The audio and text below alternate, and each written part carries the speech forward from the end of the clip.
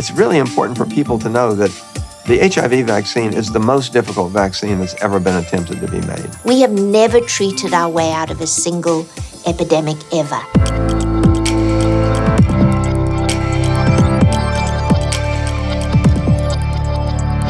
We don't want HIV to be forgotten just because we have effective drugs, because we have to find ways of preventing it, to limit the number of infections and eventually, hopefully, eradicate this disease. There's still 40,000 people that become infected with it each year in the United States.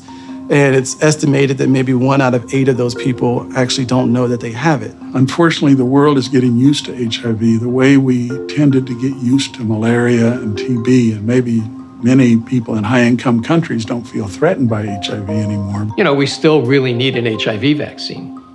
40% of the people who acquire HIV globally never self-identify as being a high-risk group. We have ways to prevent it. But the fact is, if you have a substantial proportion of people don't self-identify as somebody who needs any pre-exposure prophylaxis, and if, almost half of the people who are getting infected are people who don't realize that they need some sort of pre-exposure prophylaxis, that's when you got to get a vaccine. An HIV vaccine is needed and always will be needed while we have this epidemic. While we are fortunate to have all sorts of new and not so new prevention interventions, an HIV vaccine is a global good.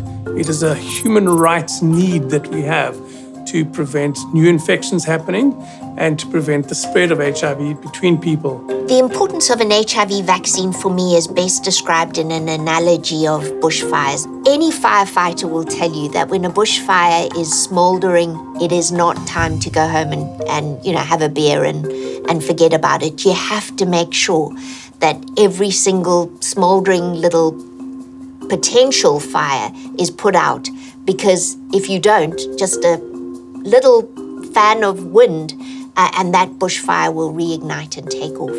And I think that's the bottom line if we don't have a vaccine. We've had an unbelievable effect on the HIV epidemic. It went from a universally fatal disease to just another disease, right? Another chronic disease. The problem is identifying people to treat and making sure they keep taking their treatment, making better and better treatments. Not all of them are on therapy. They need to take it every day. That means health systems have to be able to provide long-term sustained access. And there are so many people who really get tired of the daily reminder that they're living with HIV. But there are many groups that do not have access to either testing or treatment, or don't choose to be tested or treated. And this, again, raises this issue of the importance of vaccines. I think it's critical that we keep working toward an HIV vaccine because it's teaching us about a more detailed immunology and better antigen design, and it's given us the clinical trial systems that could rapidly respond to the crisis that we had with COVID. I am more than hopeful. I am quite sure that with investment, HIV incidence will continue to fall on a planetary basis. I'm also hopeful that eventually there will be a vaccine or very long passive immunity for the highest risk people that would further reduce the incidence of HIV. And until we're able to eradicate the disease that's AIDS, we should still be working on long-acting antiretroviral drugs, as well as prevention methods like vaccines. And so I still stress that there is still a need for vaccines. It's the only way that we're going to be able to eradicate this disease.